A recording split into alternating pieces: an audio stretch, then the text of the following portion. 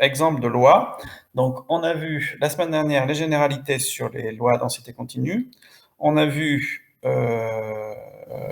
aussi l'exemple de la loi uniforme. Et donc, aujourd'hui, on va voir le deuxième exemple, qui est l'exemple des lois exponentielles. Donc, ça ne va pas être très long, hein. Je pense qu'en d'ici une demi-heure, on aura fini. Alors, première propriété, théorème et définition. On considère lambda un réel strictement positif et on va considérer la fonction f indice lambda qui est définie sur 0 plus l'infini par f indice lambda de t est égal à lambda exponentielle moins lambda t. Donc, ce que j'affirme, c'est la partie théorème, c'est que c'est une densité de probabilité sur l'intervalle 0 plus l'infini. Et c'est la partie définition. Si une variable x suit une loi qui a cette densité-là, on dit que x suit une loi exponentielle de paramètre lambda. Donc les lois exponentielles, on va en avoir plusieurs, puisqu'à chaque valeur de lambda, vous allez avoir une loi exponentielle qui correspond.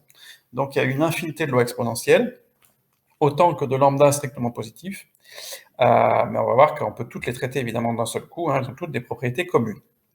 Alors, on démontre la partie théorème, il faut prouver que la fonction f lambda, donc que j'ai définie ici, est bien une densité de probabilité sur l'intervalle 0 plus l'infini. Donc pour ça, on doit vérifier trois choses. Première chose, qu'elle est bien continue et positive. Bon, ça c'est évident, puisque lambda est positif.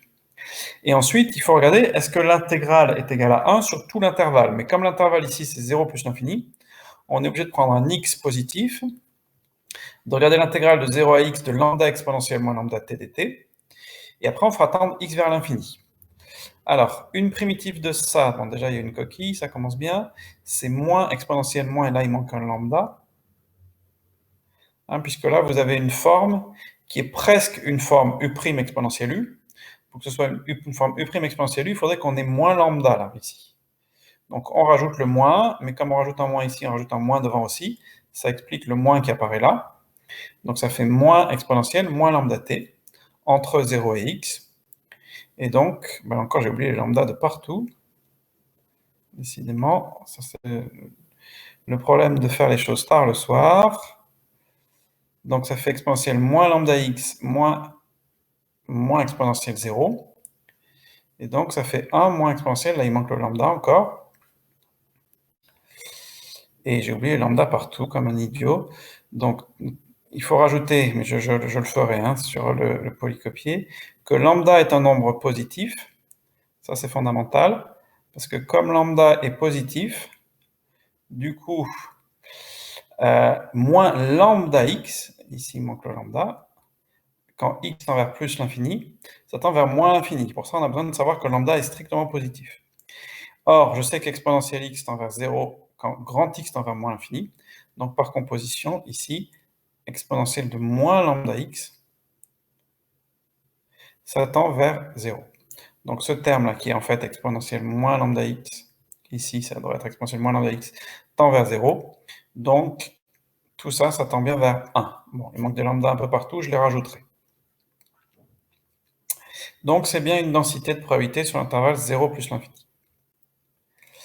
Alors, une remarque, c'est que le paramètre lambda de la loi exponentielle, ça n'est rien d'autre que l'image de 0 par f lambda, hein, puisque si vous reprenez f lambda, ma densité, c'est la fonction définie par lambda exponentielle moins lambda t. Donc si je fais t égale 0, ici j'obtiens 0, et exponentielle 0, ça fait 1. Donc tout ça, ça fait bien lambda. Donc ça permet de voir sur un graphique, par exemple, la valeur de lambda. Donc c'est ce que j'ai mis après la remarque. Voilà trois graphiques qui représentent trois densités f lambda. Et bien ici, je peux dire que f lambda égale 1 parce que f de 0, c'est 1. Ici, je peux dire que lambda égale 3 parce que f de 0, ça vaut 3. Ici, lambda vaut 0,5 parce que f de 0 égale 0,5. Donc vous voyez que plus lambda va être grand, plus vous allez avoir une courbe qui va partir de haut, qui va descendre vite. Et inversement, plus lambda est petit, plus ça va partir de bas et ça va avoir tendance à être plus plat. Alors, exemple d'utilisation, les lois exponentielles, elles sont utilisées généralement pour modéliser des durées de vie d'appareils électroniques, composants électroniques, ampoules, ce genre de choses-là. Enfin, ampoules encore, c'est pas très pertinent, on verra pourquoi, mais des composants électroniques du type condensateur, tout ça, tous les composants qui apparaissent dans les appareils électroniques. Alors, dans cet exemple 16, donc on suppose qu'un certain composant électronique a une durée de vie x en heures, qui est modélisée par une loi exponentielle de paramètres lambda égale 0,0006. On choisit un composant au hasard. Première question, quelle est la probabilité que ce composant ait une durée de vie inférieure à 1000 heures, pardon. Et deuxième question, quelle est la probabilité que ce composant soit encore en état de marche au bout de 500 heures? Donc, première question, la probabilité que ce composant ait une durée de vie inférieure à 1000 heures, donc c'est la probabilité que x soit inférieur à 1000. Comme on est sur un intervalle 0 plus l'infini, être inférieur à 1000, ça veut dire être entre 0 et 1000. Donc on écrit, c'est l'intégrale de 0 à 1000 de lambda exponentielle moins lambda t, sachant que ici lambda c'est 0,0006. Toujours pareil, là c'est toujours le calcul qu'on va faire à chaque fois. Vous avez une forme lambda exponentielle moins lambda t, donc c'est presque u' exponentielle u. Il manque un moins, donc on rajoute ce moins. Voilà une primitive de cette fonction, à évaluer entre 0 et 1000. Donc en 1000, je remplace t par 1000, ça déplace la virgule de 3 rangs, donc ça fait moins 0,6.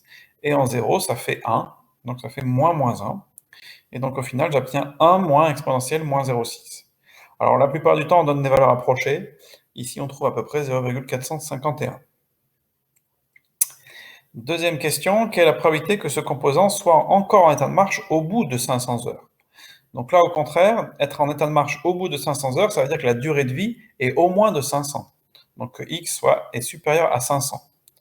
Donc ça, vous avez toujours intérêt, quand vous avez une variable qui est définie sur un intervalle non borné, du type a plus l'infini, quand vous avez x plus grand que quelque chose, passez au complémentaire. Donc c'est 1 moins p de x inférieur à 500, ça vous évitera de calculer une limite. Donc là, vous pouvez dire que c'est 1 moins l'intégrale de 0 à 500 de lambda exponentielle moins lambda t dt. On fait le calcul, la primitive c'est toujours la même, entre 0 et 500. Donc en 500, ça va faire moins 0,3. Avec les deux moins, ça fait un plus. En 0, ça fait moins 1, mais comme c'est moins la valeur en 0, ça fait moins 1, c'est-à-dire plus 1. Mais comme il y a un moins devant le crochet, au final, ça fait un moins 1. En tout, il y a 3 moins. Donc les 1 vont s'en aller, et il va rester exponentielle moins 0,3, c'est-à-dire environ 0,741. Est-ce qu'il y a des questions sur ce premier exemple?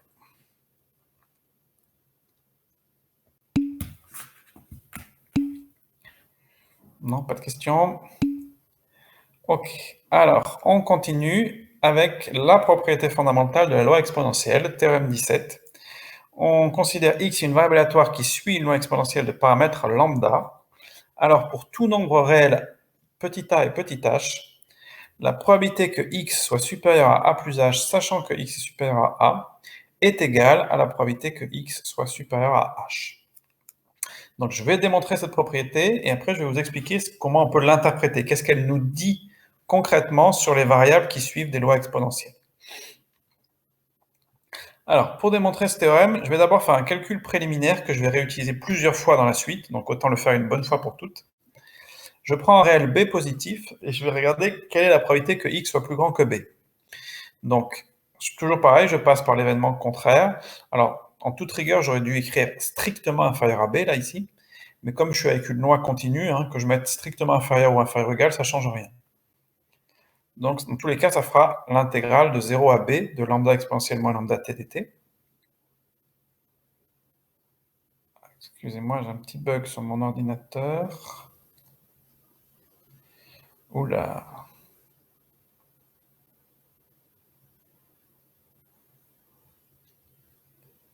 Pourquoi est-ce qu'il a zoomé?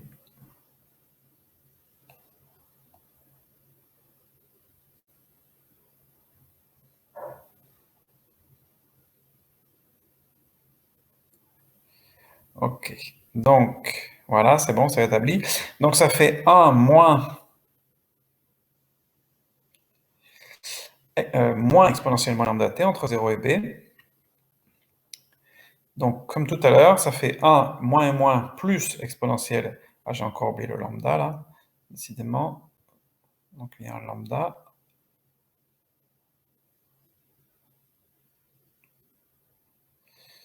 Oh là là. Et après, la valeur 0, ce sera moins, moins 1, donc ça va faire moins 1 au final.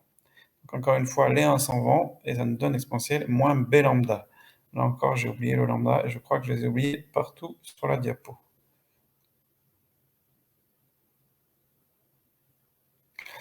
Donc ça fait moins b lambda. Donc on retient ça parce qu'on va l'utiliser avec le lambda dans tout le calcul qui suit.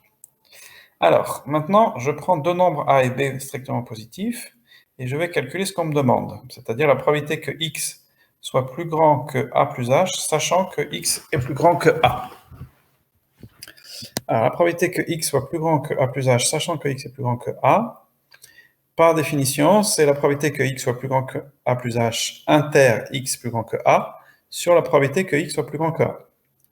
Mais alors, qu'est-ce qu'on peut dire de cet événement-là? X plus grand que a plus h et x plus grand que a.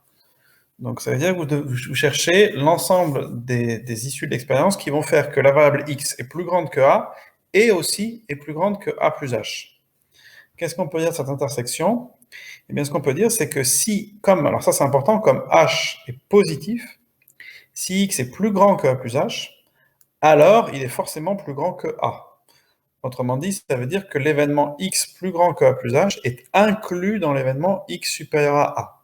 Toutes les issues qui vont réaliser ça réalisent automatiquement ça. Et donc, comme cet ensemble ici, x plus grand que a plus h, est inclus dans x plus grand que a, l'intersection, ça va être le plus petit des deux. Donc, ça va être celui-là. Donc, finalement, l'intersection, c'est juste p de x, c'est juste x plus grand que a plus h. Donc, ça nous donne p de x plus grand que a plus h sur p de x plus grand que a. Et là, je vais utiliser mon résultat préliminaire avec le lambda, que j'ai probablement encore oublié. Oui, je l'ai oublié. Donc ici, mon b vaut a plus h, donc ça va faire exponentielle moins a plus h fois lambda. Et au dénominateur, ça va faire exponentielle moins a lambda, d'accord? Donc là, j'utilise juste cette formule ici, qui est vraie pour n'importe quel réel b positif. Donc je l'utilise au numérateur avec b égale a plus h et au dénominateur avec b égale a. Donc ça me donne ça. Je développe, alors pareil, il va manquer des lambda partout, hein, donc vous les rajoutez. Il faut mettre un lambda ici, un lambda là, un lambda ici. Mais d'après la propriété de l'exponentielle, je sais que je vais pouvoir simplifier, donc je vais pouvoir séparer en deux, simplifier l'exponentielle moins 1 lambda sur exponentielle moins 1 lambda, donc ça va partir. Et il va rester exponentielle moins lambda h. Donc encore une fois, ici, il manque un lambda.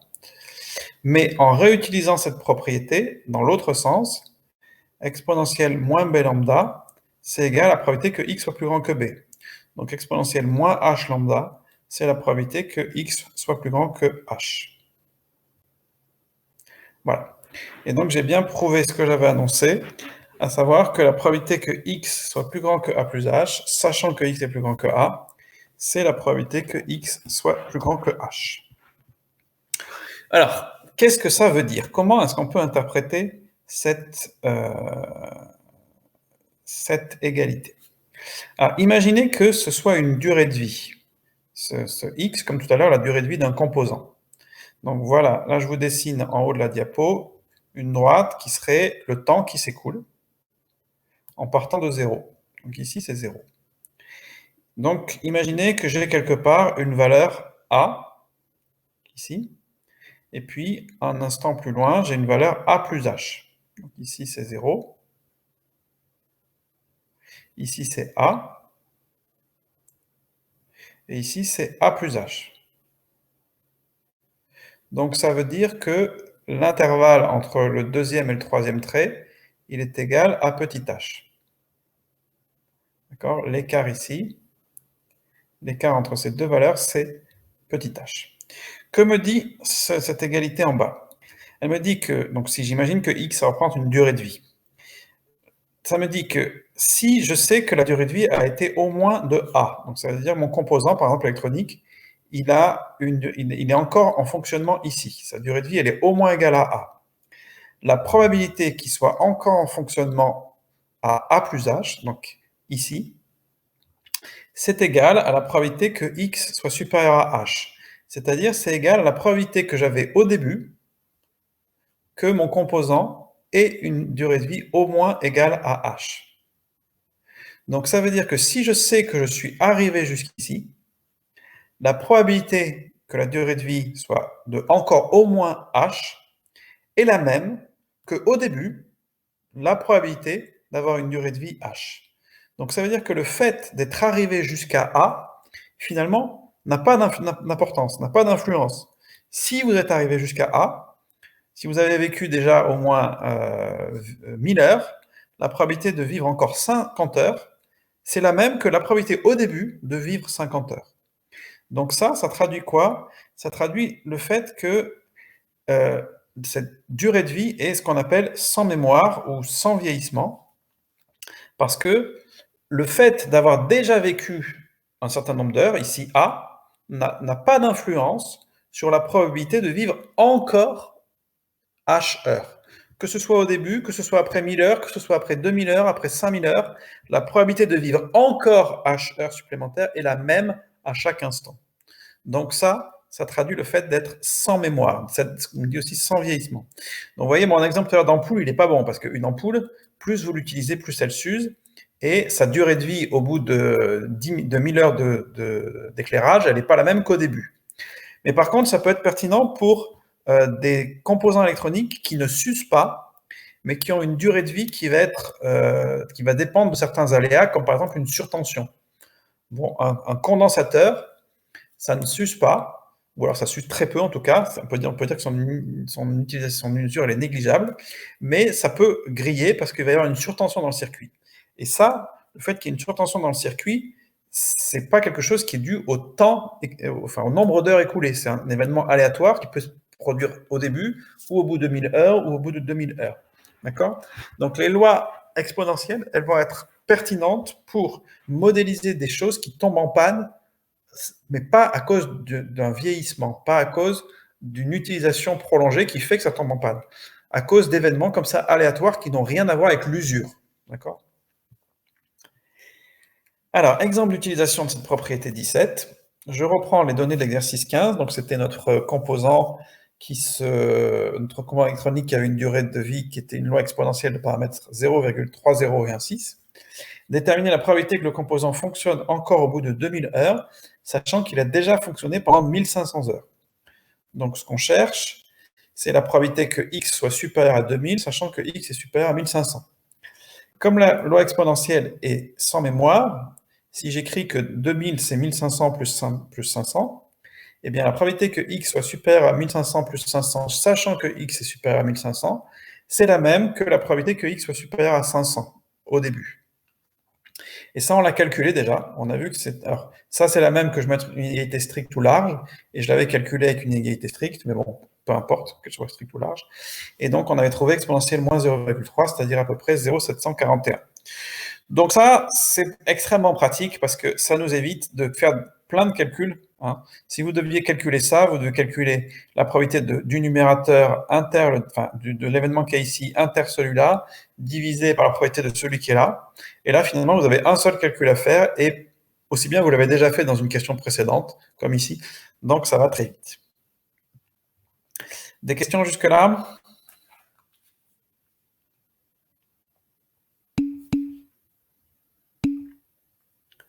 Pas de questions? Alors, on continue avec la dernière notion, qui est la notion d'espérance. Alors, l'espérance pour une loi exponentielle, c'est un peu plus compliqué que pour la loi uniforme, à cause du fait que la loi exponentielle, elle est définie sur un intervalle non borné. Elle est définie sur 0 plus l'infini. Pour les lois uniformes et pour les lois définies sur les intervalles AB fermés, on avait défini l'espérance comme l'intégrale de A à B de t fois f de t. Alors, l'idée va être la même, sauf qu'il va falloir se méfier d'une chose, c'est qu'on va remplacer donc l'intégrale de a à b par l'intégrale de a à x de t fois f de t, et ensuite on va faire tendre x vers l'infini. Le problème, c'est qu'il y a certaines densités pour lesquelles cette limite va donner plus l'infini. Or, nous, on voudra que l'espérance, ce soit un réel fini. Donc, on va dire qu'une variable x admet une espérance si la fonction qui a x associe l'intégrale de a à x de t fois f de t converge quand x tend vers plus l'infini. Donc, toutes les variables n'auront pas des espérances. Il va falloir vérifier quelque chose, vérifier que cette limite existe et est finie, donc que cette fonction converge. Et dans ce cas-là, la limite, on appellera ça l'espérance de x.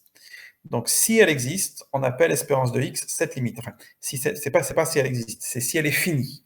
Donc, si ça converge, si ça tend vers un nombre, ce nombre, on l'appelle l'espérance. Alors, vous pouvez vérifier à titre d'exercice que si vous prenez cette fonction-là, t donne 1 sur t, ça définit une densité de probabilité sur 1 plus l'infini, et ça n'admet pas d'espérance. Vous pourrez vérifier que l'intégrale de t fois 1 sur t carré, quand vous la calculez entre 1 et x et que vous faites tendre x vers l'infini, eh bien, ça n'a pas de limite finie, ça ne converge pas. Donc, cette variable, elle existe, c'est une densité, mais elle n'a pas d'espérance. Alors, ce qu'on va montrer, nous, c'est que la loi exponentielle, elle a une espérance, et que cette espérance, en plus, elle vaut 1 sur lambda, 1 divisé par lambda. Alors, pour ça, donc, on va se donner un réel x positif, et on va chercher à calculer l'intégrale de 0 à x de t fois lambda exponentielle moins lambda t dt. Ça, c'est la définition. Hein. On regarde l'intégrale de 0 à x de t fois la densité. La densité, c'est lambda exponentielle moins lambda t. Alors, comment est-ce qu'on va calculer ça? Eh bien, on va intégrer par partie. On va intégrer par partie en dérivant t et en primitivant cette fonction-là. Donc, je vais poser u, la fonction qui a t associe t, et v', la fonction qui a t associe lambda exponentielle moins lambda t. De sorte que u', je vais prendre la fonction qui a t associe 1, et v, une primitive de lambda exponentielle moins lambda t, c'est moins exponentielle moins lambda t. Donc ça me définit bien des fonctions u et v qui sont dérivables, et dont les dérivées sont continues sur 0 plus l'infini. Donc, je peux bien utiliser une intégration par partie. Donc là, j'ai l'intégrale de u fois v'. L'intégrale de u fois v', ça va devenir uv entre crochets, moins l'intégrale de u' fois v. Donc, c'est le calcul que je fais ici. Donc là, j'ai u, là, j'ai v'. Donc, ça va être égal à u fois v. Donc, v, c'est moins exponentielle moins lambda t, entre les bornes 0 et x, moins l'intégrale de 0 à x de u', mais u', c'est 1, fois v. Donc, il reste juste moins exponentielle moins lambda t. Alors, la valeur en x, je remplace les t par des x, ça fait moins x exponentielle moins lambda x, moins la valeur en 0, mais comme il y a un t ici, la valeur en 0, ça fera 0. Ensuite, comme j'ai moins et moins par linéarité, je sors le moins, ça fait un plus. Donc, il va me rester moins x exponentielle moins lambda x, et puis je cherche une primitive de ça, et une primitive de exponentielle moins lambda t, comme lambda n'est pas égal à 0, c'est moins 1 sur lambda exponentielle moins lambda t.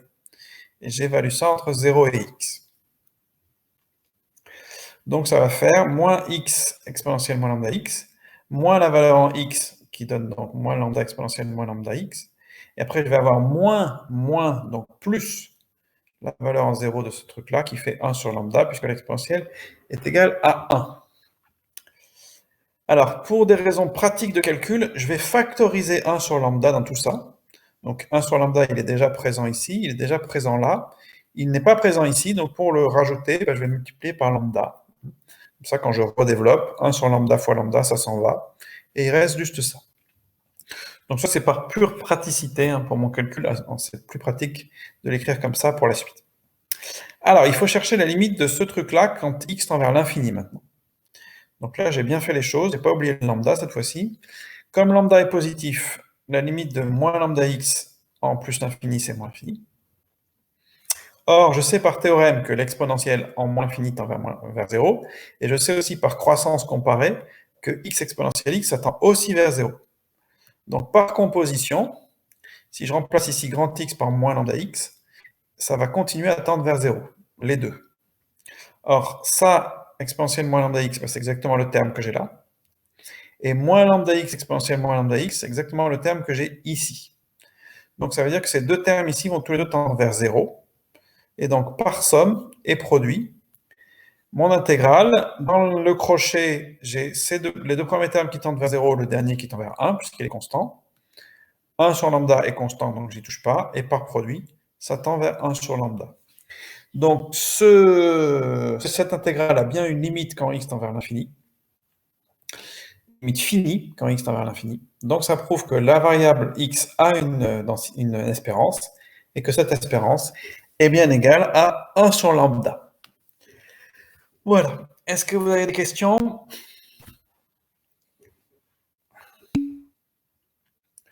Pas de questions? Parfait. Alors, du coup, c'est fini pour aujourd'hui. Dans le cours, il reste à la fin un exercice, qui est un exercice tiré d'une annale de bac. Donc, je vais vous demander de faire cet exercice pour demain, d'accord? Donc, juste pour demain, vous faites cet exercice, c'est une application de tout ce qu'on vient de voir, des petits calculs sur la loi exponentielle, l'utilisation de l'espérance, etc. Donc, vous faites ce calcul pour cet exercice pour demain. Demain, je vous mets le corrigé de cet exercice et je vous donne d'autres exercices à faire et je vous mettrai les corrigés. Je vous tiens au courant pour savoir si on se retrouve vendredi pour la prochaine vidéo ou mardi prochain. Je n'ai pas encore décidé, je vais voir en fonction de ce qu'on fait. Ce qui est sûr, c'est que pour la prochaine vidéo, on commencera un nouveau chapitre. Là, on a fini Enfin, une fois que vous aurez fait l'exercice pour demain, on aura fini le chapitre 14. Voilà, c'était assez court, il n'y a pas énormément de choses dedans. Et on va commencer le chapitre 15 la prochaine fois. Donc, je n'ai pas encore décidé si on commençait vendredi ou mardi. Il reste combien de chapitres? Il en reste 2, oui. Il reste le 15 et le 16. Mais vraiment, le 16, il sera court. Hein. Le 16, en une semaine, on l'aura fait. Donc, il reste vraiment le 15 qui est gros, un gros chapitre encore. C'est le chapitre de géométrie dans l'espace, le produit scalaire dans l'espace. Ça va nous occuper un petit peu de temps. Donc, on commencera le chapitre 15, soit vendredi, soit mardi ou mercredi. Hein. Peut-être on fera mercredi, c'est mieux le mercredi. Et je vous tiens au courant, je vous dis ça d'ici demain, pour savoir si on se retrouve vendredi ou mercredi prochain. Voilà, donc pour demain, vous faites, je ne vous l'écris pas sur le site, hein, je vous l'ai dit, vous faites l'exercice qui est dans le cours à la fin, et je vous mets le corrigé demain. Voilà. Sinon, bonne journée à vous. Et puis, je ne sais pas si Madame Dallène vous a parlé qu'on a eu une réunion virtuelle, une visioconférence lundi. Elle vous en a parlé? Ok, d'accord, très bien.